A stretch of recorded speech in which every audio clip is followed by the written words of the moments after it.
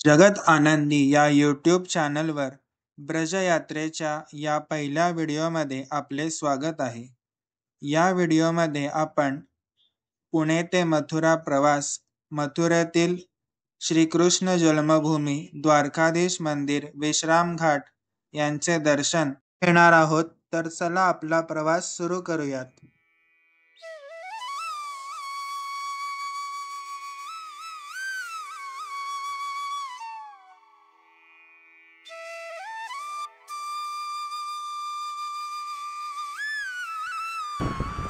पहाटेचे 3 वाजले आहेत आणि आपण ब्रजयात्रेसाठी निघालेलो आहोत. पुणे रेल्वे स्टेशनवर आता आपण चाललेलो आहोत. 4:15 वाजताची गोवा हजरत निजामुद्दीन एक्सप्रेस आहे.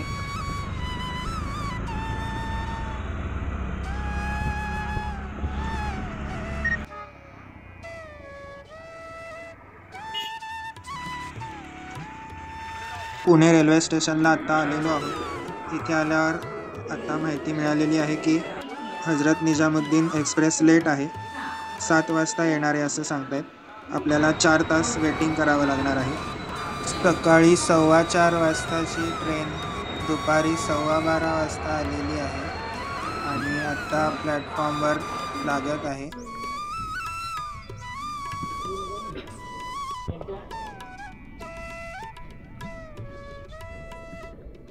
पुणे स्टेशन आता सोडत आहे आणि मथुरेसाठी प्रवास सुरू झालेला आहे.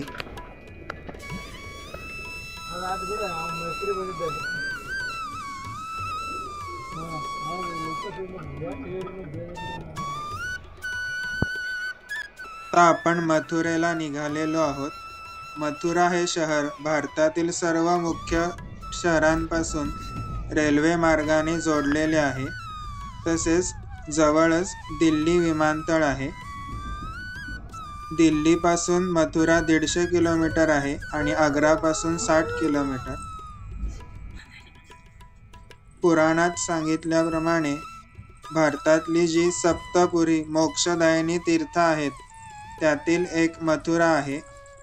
पुराणातल्या एका श्लोकात असे म्हणलेले आहे, अयोध्या, मथुरा, माया, काशी, कांची, अवंतिका, पुरी, द्वारावती चैव सप्तैता मोक्षदायिका.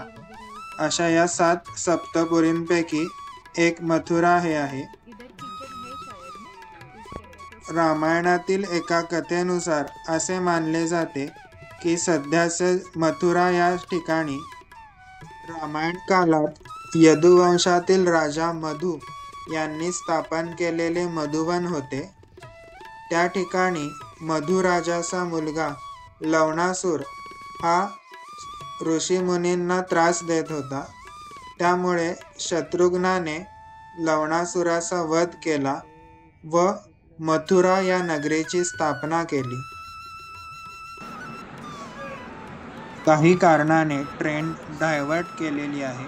त्यामुळे आपल्याला आग्र्याला उतरावं लागणार आहे आणि इथून बसने आपण मथुरेला जाणार आहोत. 24 तासाचा प्रवास करून दुपारचे 12:30 वाजता आपण आग्र्याला उतरलेलो आहोत. आत्ता आग्रा रेल्वे स्टेशनवरून रिक्षा करून आपण आग्रा ST स्टँडला चाललेलो आहोत.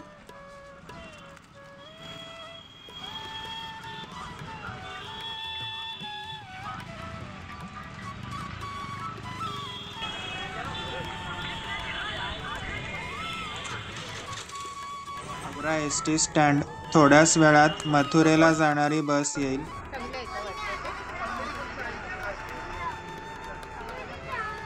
दुपारचे 1 वाजलेत आणि आग्र्यावरून बसने निघालेलो आहोत.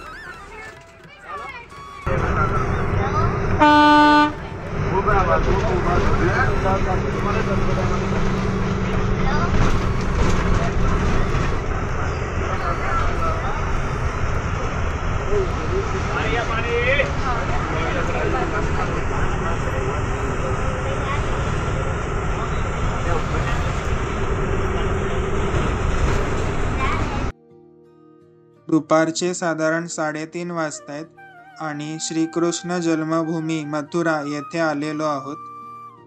दुपारी 3 वाजता मथुरा बस स्टँडला उतरलो आणि तेथून रिक्षा करून श्रीकृष्ण जन्मभूमी येथे आलो आणि जन्मभूमीच्या समोरच एका हॉटेलमध्ये थांबलेलो आहोत. थोडं फ्रेश होऊन आता संध्याकाळीच जन्मभूमीचे दर्शन घेण्यासाठी जाणार आहोत. आता आपण श्रीकृष्ण जन्मभूमी परिसरातील मार्केटमध्ये आहोत. श्रीकृष्ण जन्मभूमी येथे येणाऱ्या भाविकांसाठी जन्मभूमी ट्रस्ट तर्फे विश्रामगृहाची सोय उपलब्ध आहे. तसेच ट्रस्टचे भोजनालय सुद्धा आहे आणि जन्मभूमीच्या समोरच अनेक हॉटेल्स, धर्मशाळा आहेत. श्रीकृष्णाचा जन्म कारागृहात झाला होता. पौराणिक कथेनुसार असे सांगितले जाते की मथुरा ही द्वापार युगात सूरसेना राज्याची राजधानी होती. या ठिकाणी कंस नावाचा राजा राज्य करत होता. कंसाची बहीण देवकी हिचा विवाह वासुदेव यांच्याशी झाला. या विवाह समारंभाच्या सुमारासच आकाशात एक आकाशवाणी झाली. त्यात असे सांगितले की देवकी आणि वासुदेव यांचा 8वा पुत्र हा कंसाचा वध करेल. त्यामुळे कंसाने चिडून देवकी आणि वासुदेव यांना या कारागृहात बंद केले. कंस हा भीतीपोटी देवकी आणि वासुदेव यांच्या जन्माला येणाऱ्या प्रत्येक अपत्याची हत्या करत होता.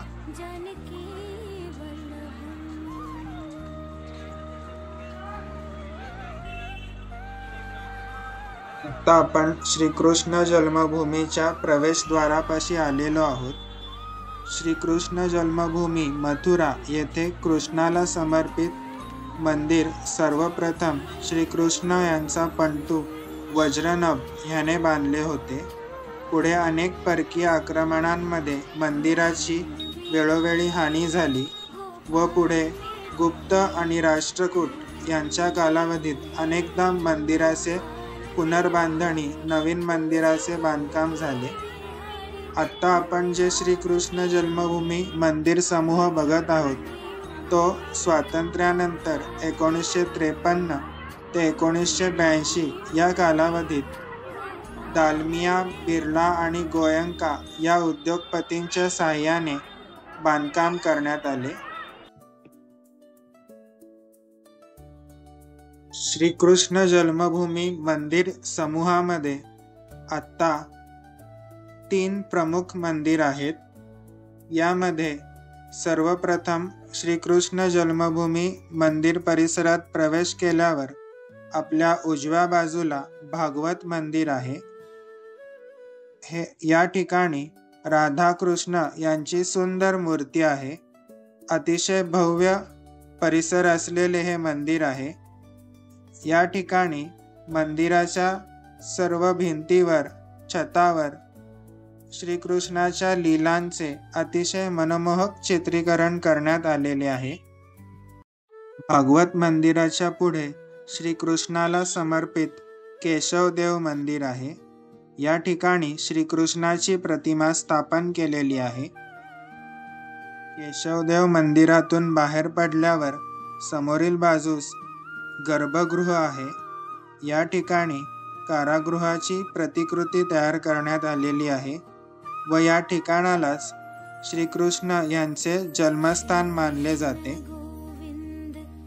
कृष्ण जन्मभूमी मंदिर परिसरात मोबाईल, इलेक्ट्रॉनिक डिव्हाइस, बॅग, चप्पल यांना बंदी आहे. त्यामुळे आपण आपल्या जवळील या वस्तू मंदिराच्या मुख्य प्रवेशद्वाराच्या डावीकडे आणि उजवीकडे असलेल्या लॉकर रूम आणि लगेज रूम मध्ये ठेवू शकतो. तसेच जर मंदिर परिसराच्या जवळच तुम्ही हॉटेल घेतले असेल तर हॉटेलवरच या वस्तू ठेवून मंदिरात दर्शनासाठी जाऊ शकता. या ठिकाणी लगेज रूम आणि लॉकर रूमची सोय आहे, परंतु तेथे खूप गर्दी असते, त्यामुळे आपला वेळ जाऊ शकतो. तर शक्यतो हॉटेल जवळ असेल तर हॉटेलवरच या वस्तू ठेवून फक्त काही पैसे घेऊन तुम्ही दर्शनासाठी जाऊ शकता. मंदिर परिसरात श्रीकृष्ण लीलांचे सचित्र दर्शन घडवणारी एक गॅलरी आहे. त्या ठिकाणी 10 रुपये तिकीट आहे. तसेच मंदिर परिसरात प्रसाद विक्रीला असतो आणि आपल्याला काही देणगी द्यायची झाल्यास यासाठी पैसे सोबत ठेवा. आणि आपल्या जवळील बाकी इलेक्ट्रॉनिक वस्तू, बॅग, सॅक, चप्पल यांना आतमध्ये परवानगी नाहीये.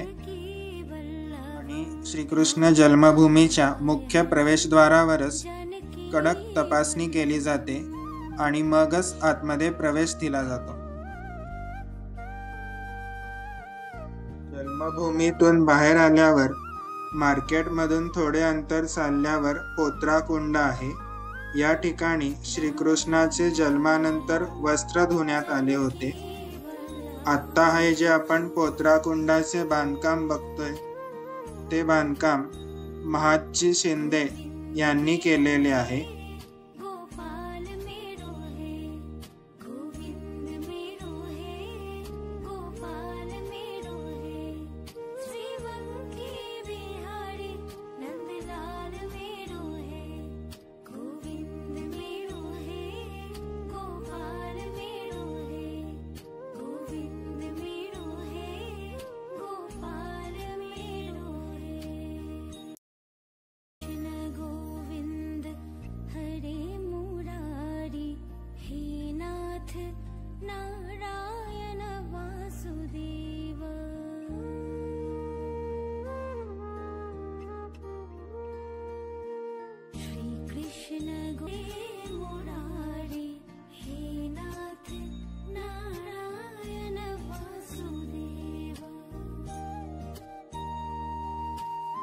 आपण जन्मभूमीच्या समोरच असलेल्या एका हॉटेलमध्ये मुक्काम करणार आहोत आणि उद्या मथुरेतील द्वारकाधीश मंदिर, विश्रामघाट, भूतेश्वर महादेव मंदिरात दर्शन घेणार आहोत. जन्मभूमी परिसरात असलेल्या मार्केटमध्ये खाण्याचे स्टॉल्स आहेत.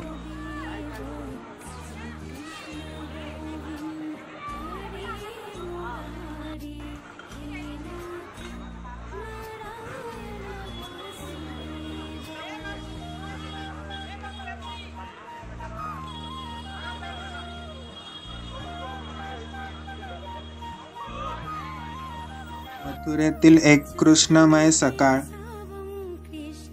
आणि समोरच भव्य भागवत मंदिराचे दर्शन होत आहे. आणि आपण आत्ता चाललेलो आहोत द्वारकाधीश मंदिरात. इथून शेअर रिक्षा करून साधारण 10 मिनिटात आपण द्वारकाधीश मंदिरात पोहोचू.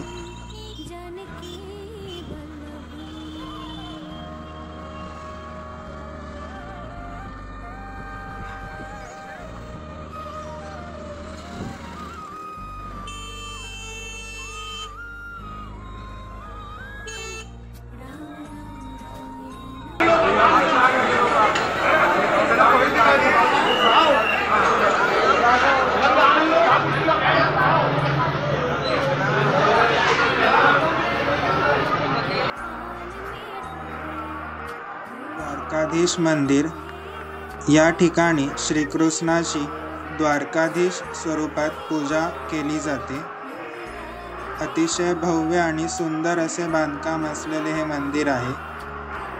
या मंदिराचे बांधकाम 1814 मध्ये ग्वाल्हेरचे महाराज दौलतराव शिंदे यांच्या देणगीने त्यांचे खजिनदार सेठ गोकुलदास पारीख यांनी केलेले आहे.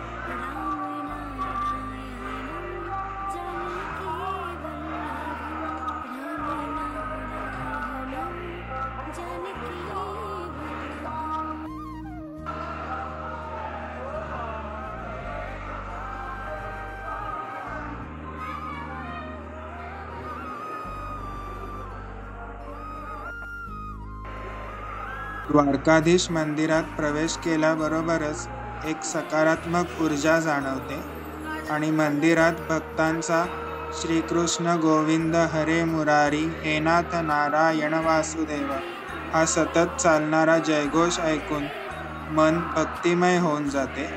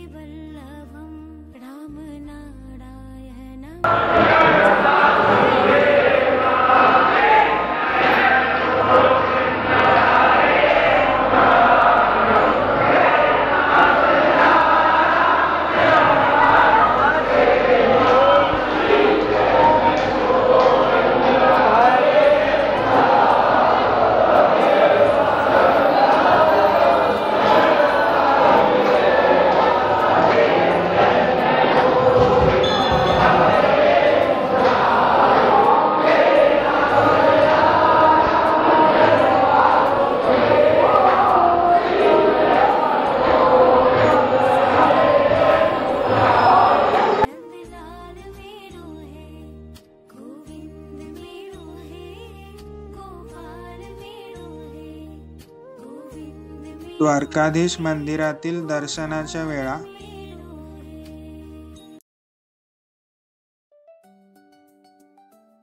द्वारकाधीश मंदिरापासून जवळच पायी चालत जाण्याच्या अंतरावर विश्राम घाट आहे.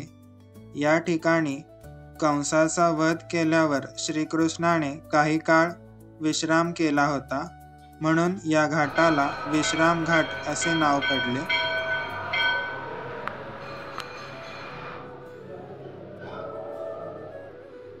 यमुना नदीच्या तीरावरील विश्राम घाटावर जाताना वाटेत एक हनुमान मंदिर लागते.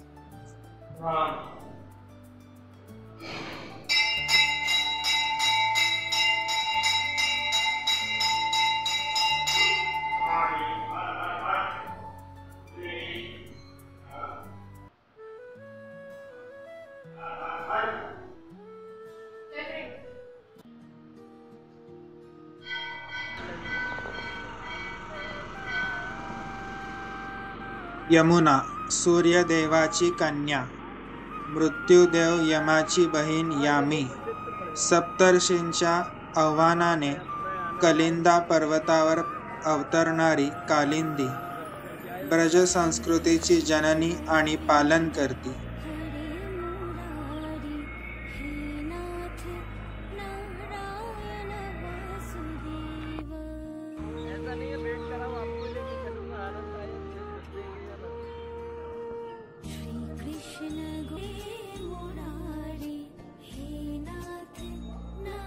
यमुना मैयाच्या किनाऱ्यावरील विश्राम घाटावर आता आपण आलेलो आहोत. कंसाचा वध केल्यावर श्रीकृष्णाने काही काळ या ठिकाणी आराम केला होता, म्हणून या घाटाचे नाव विश्राम घाट असे पडले.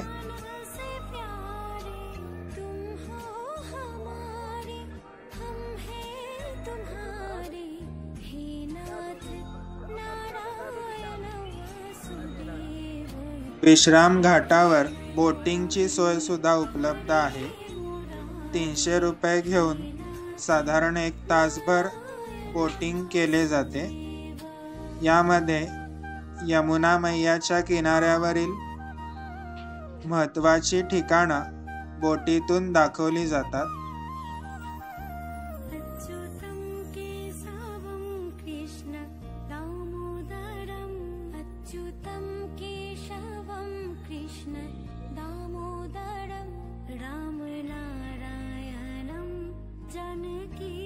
सध्या सप्टेंबर महिना चालू आहे, अजून पाऊस चालू आहे, त्यामुळे यमुना मैयातील पाण्याच्या प्रवाहाला चांगलाच जोर आहे.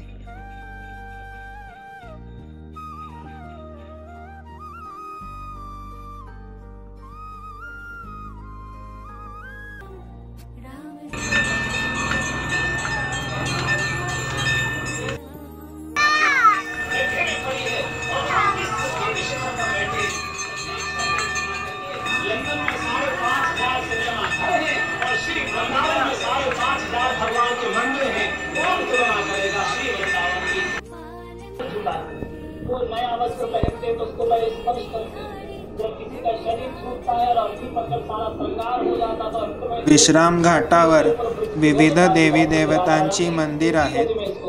तसेच संध्याकाळी 7 वाजता यमुना मैयाची आरती केली जाते. विश्राम घाटावरून आता आपण कंस किल्ला इथे चाललेलो आहोत. इथून साधारण 10 ते 15 मिनिटं चालत जाण्याच्या अंतरावर कंस किल्ला आहे. या ठिकाणी कंस किल्ला होता असे मानले जाते. सध्या या ठिकाणी एक तटबंदी वजा बांधकाम आहे. दिल्लीवर राज्य करणाऱ्या जाट आणि मराठा शासकांनी टेहळणीसाठी आणि लष्कराच्या सोयीसाठी या किल्ल्याचे बांधकाम केले होते.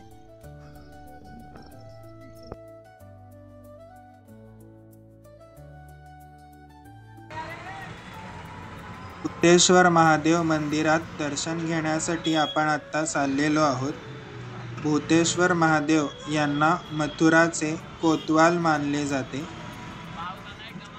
तसेच या ठिकाणी देवी सतीचे 11वे उमा कात्यायनी शक्तिपीठ आहे.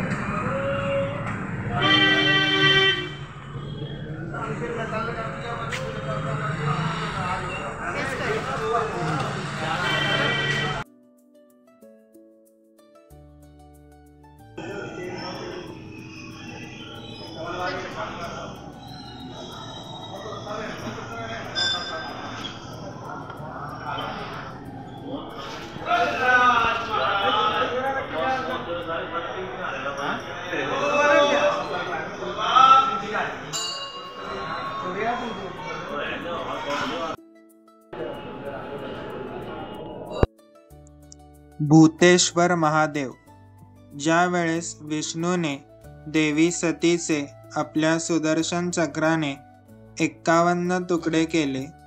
त्यावेळेस देवी सतीचे केस या ठिकाणी पडले व त्यांचे रक्षण करण्यासाठी महादेव भूतेश्वर स्वरूपात या ठिकाणी विराजमान झाले।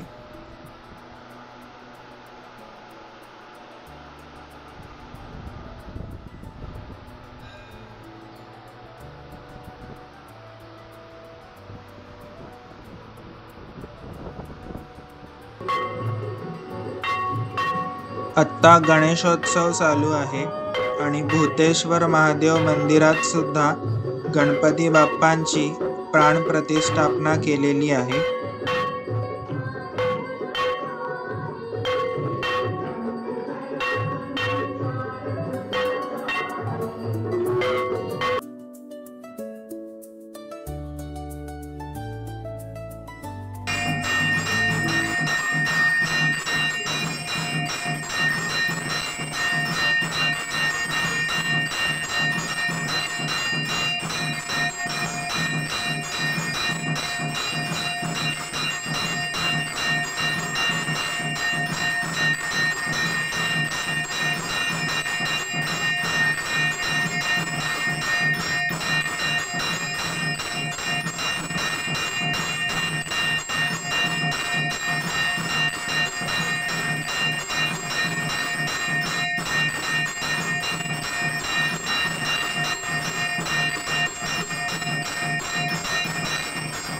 भूतेश्वर महादेव मंदिराच्या शेजारीच खाटूश्याम मंदिर आहे।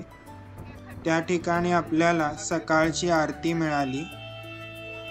भूतेश्वर महादेव यांना मथुराचे कोतवाल मानले जाते आणि आपल्या ब्रजयात्रेच्या पहिल्या दिवशी सकाळीच आपण त्यांचे दर्शन घेऊन महादेवांकडे ब्रजयात्रेची परवानगी मागितलेली आहे आणि आता आपण गोकुळला निघालेलो आहोत। व्हिडिओच्या पुढच्या भागात गोकुळ दर्शन घेऊन येत आहोत। तोपर्यंत व्हिडिओ आवडला असेल तर लाईक करा, शेअर करा, चॅनलला अजून सबस्क्राईब केलं नसेल तर सबस्क्राईब करा आणि हा व्हिडिओ कसा वाटला ते कमेंट करून नक्की कळवा। हरे कृष्णा, धन्यवाद। मोरे पान्हा मोरे कृष्ण राहा के सबरास लचना मोरे कृष्ण।